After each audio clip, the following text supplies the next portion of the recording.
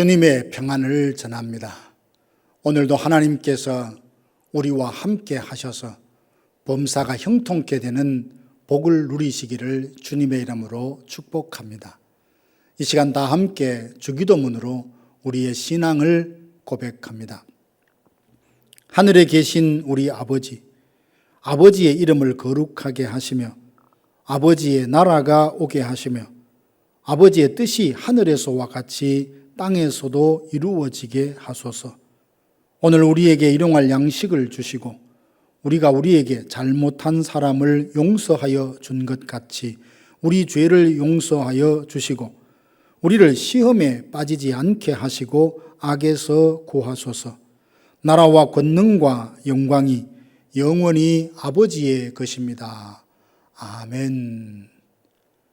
하나님의 말씀은 역대상 17장 1절, 2절 말씀입니다. 다윗이 그의 궁전에 거주할 때에 다윗이 선지자 나단에게 이르되 나는 백향목궁에 거주하거늘 여호와의 언약궤는 휘장 아래에 있도다. 나단이 다윗에게 아뢰되 하나님이 왕과 함께 계시니 마음에 있는 바를 모두 행하소서. 아멘. 부활하신 예수님께서 새벽에 갈릴리 바다를 찾아가셨습니다. 예수님이 십자가에 못 박히신 후 실망한 베드로를 만나기 위함이었습니다. 주님은 해변에서 숯불을 피우고 생선과 떡을 굽고 베드로를 기다리고 계셨습니다. 베드로가 오자 와서 조반을 먹으라 하십니다.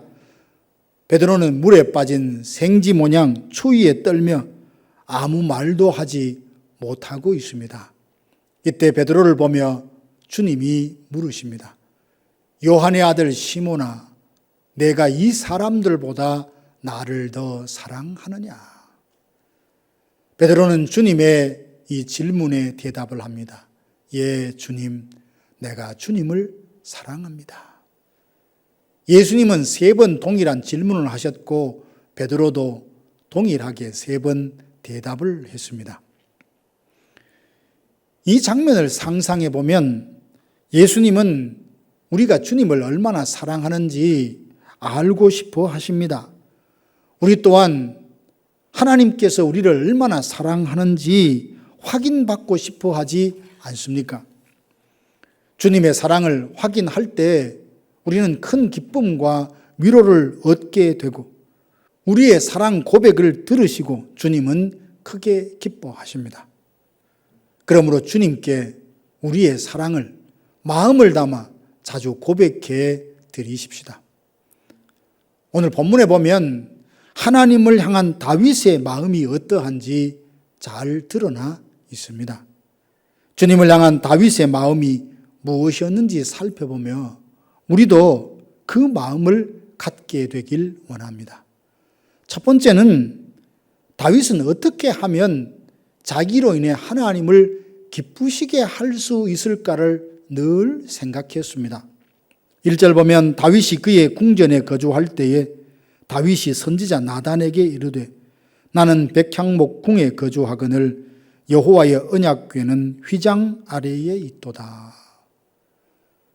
자신은 이스라엘의 왕이 되어 좋은 왕궁에서 살고 있는데 언약궤는 휘장 아래에 있다는 것이 마음 한켠에 늘 죄송했었습니다. 보통 사람들은 하나님의 능력을 빌어서 자기의 소망을 이루는 데 관심을 갖지 않습니까? 그런데 다윗은 어떻게 하면 자기로 인해서 하나님을 기쁘시게 해 드릴 수 있을까를 늘 생각했습니다. 이것이 주님을 향한 다윗의 마음이었습니다. 누군가를 진심으로 사랑하게 되면 그를 통해 나의 필요를 채우려고 하기보다는 내게 있는 것으로 그의 필요를 채워줌으로써 기뻐하지 않습니까? 우리는 기록된 말씀을 통해서 혹 영적인 체험을 통해서 우리를 향한 하나님의 마음이 어떤지를 잘 알고 있습니다. 하나님은 주님을 대적하고 하나님을 알면서도 영화롭게도 감사하지도 않는 우리를 위해 독생자를 아낌없이 내어주셨습니다. 이로써 우리는 우리를 향한 하나님의 마음이 사랑이라는 것을 압니다. 하나님께서 우리를 얼마나 사랑하시는지 우리를 보시며 잠잠히 사랑하시고 즐거이 부르며 기뻐하십니다. 우리는 하나님 앞에 사랑합니다 고백하지만 말뿐일 때가 있고 마음과 시간과 물질을 드리는데 얼마나 인색한지요. 그러나 하나님은 독생자와 함께 모든 좋은 것을 우리에게 아낌없이 주십니다. 바라기는 성령께서 우리 마음에 하나님의 사랑을 부어주셔서 하나님의 능력을 힘입어 나의 뜻을 이루는 일에만 관심을 갖고 살 것이 아니라 어떻게 하면 나로 인해 주님을 더 기쁘시게 해드릴까 이 마음을 품고 살아가기를 주님의 이름으로 축복합니다. 두 번째, 다윗은 거절당해도 끝까지 헌신하겠다는 마음을 가졌습니다. 다윗은 하나님을 위해 성전을 짓고자 했습니다. 하나님께서 다윗의 이 마음을 참 좋다 그렇게 말씀하셨습니다. 그러나 그가 성전 짓는 것은 허락하지 않으십니다. 가장 귀한 일이라 생각하고 결정한 일을 거절당했으니 다윗은 무척 속이 상했을 수도 있습니다. 보통 사람 같으면 그와 관련된 모든 일에 손을 떼거나 아예 생각조차 하지 않으려 할 것입니다. 그러나 다윗의 마음은 그렇지 않습니다.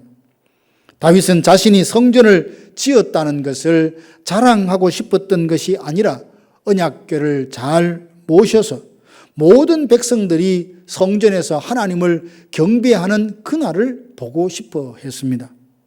비록 자신이 할 수 없지만 솔로몬이 그 일을 잘 할 수 있도록 최선을 다해 준비하며 이 일에 헌신합니다. 사람들은 자존심을 무척 중요하게 생각합니다. 어떤 일에 자존심이 상해버리면 교회를 아예 옮기거나 서슴지 않고 적대적인 행동을 하는 것을 봅니다. 그렇다 보니 꼭 해야 할 말도 혹 자존심이 상할까 하고 넘어갈 때가 많습니다. 어떻게 하든지 욥을 시험에 빠뜨리려는 사단이 하나님께 욥을 참소하며 했던 말이 있습니다. 그가 까닭 없이 하나님을 경외하리까. 욥이 하나님을 경외하는 것이 어찌 이유가 없겠습니까? 하나님께서 복을 많이 주셨기 때문인데 이제 손을 들어 그가 받은 복을 다 거두신다면 악한 말로 하나님을 원망할 것이라고 욥을 참소합니다. 까닭 없이 하나님을 경외할 수 있다면 그 마음이 진실된 사랑에 근거한 정말로 복된 마음이 아니겠습니까? 다윗이 끝까지 헌신한 목적은 복을 받기 위함이 아니었습니다. 하나님을 사랑했기에 자신의 뜻을 거절당했을지라도 끝까지 헌신할 수 있었던 겁니다. 다윗을 보며 자신의 감정과 상황에 관계없이 끝까지 헌신하겠다는 이 마음을 우리 모두가 품을 수 있게 되기를 원합니다. 세 번째로 다윗의 마음에는 감사로 충만했습니다. 하나님께서 다윗으로 하여금 이스라엘의 주권자로 삼고 어디로 가든지 함께 있어 존귀하게 해주겠다고 하시고 다윗의 왕위가 영원히 견고하게 하리라 약속해 주셨습니다. 이 약속을 듣고 다윗이 어떻게 반응을 합니까? 내가 누구며 내 집이 무엇이기에 나에게 이런 은혜를 주시냐며 감사합니다. 나를 존귀케 해주신 것에 감사하고 주와 같은 이가 없고 주 외에는 하나님이 없다며 고백하며 찬양합니다. 은혜를 풍성하게 받았지만 감사에 인색한 사람들을 종종 봅니다. 모든 것을 당연하게 여기고 그렇게 되면 감사가 사라지고 맙니다. 감사는 더 풍성한 감사를 낳는 법, 감사가 사라지면 받을 은혜도 줄어들게 됩니다. 만약 우리가 감사에 인색하다면 은혜와 복을 받지 못해서가 아니라 은혜를 은혜로 깨닫지 못하기 때문이 아닌가요? 진실한 사랑을 하게 되면 그가 하는 모든 것이 특별하게 여겨져 감사하는 마음으로 충만하게 됩니다. 과연 우리의 삶에 하나님께로부터 받은 은혜와 주님께 돌려드리는 감사가 비례하는지, 균형을 이루고 있는지 돌아보고 내게 주어진 모든 것이 은혜라 여기며 범사에 감사하는 마음을 가지고 사는 성도들 되시기를 주님의 이름으로 축원합니다. 사랑하는 성도 여러분, 주를 향해 가졌던 다윗의 마음이 어떠한지 살펴보았습니다. 다윗은 어떻게 하면 자신으로 인해 주님을 기쁘시게 할 수 있을까를 늘 생각했습니다. 자신의 감정을 앞세우기보다 주님의 일에 끝까지 헌신하기를 원했습니다. 하나님께서 자신을 왕으로 세웠다는 것을 알고 주어진 모든 것을 은혜로 여기며 범사에 감사하는 마음을 품고 살았습니다. 이것이 주님을 향한 다윗의 마음입니다. 다윗이 품었던 마음을 우리 모두 품을 수 있게 되기를 원합니다. 주님을 향한 우리의 마음의 사랑으로 충만케 되어서 어떻게 하든지 주님께 기쁨이 되기를 소망하고 개인의 감정을 넘어서 선한 일을 끝까지 헌신하며 감당하며 범사에 감사함으로 주님을 향한 우리의 마음과 사랑을 삶으로 고백해드리는 성도들이 되시기를 주님의 이름으로 축원합니다. 다 함께 기도하겠습니다. 지금은 우리 구주 예수 그리스도의 은혜와 하나님 아버지의 크고 놀라우신 사랑하심과 성령의 위로교통 충만케 하심이 하나님 앞에 진실되고 선하고 경건한 마음을 가지고 주를 섬기리라, 주님과 동행하리라 다짐하는 사랑하는 성도들 머리 위에 이제로부터 영원토록 함께 있을지어다.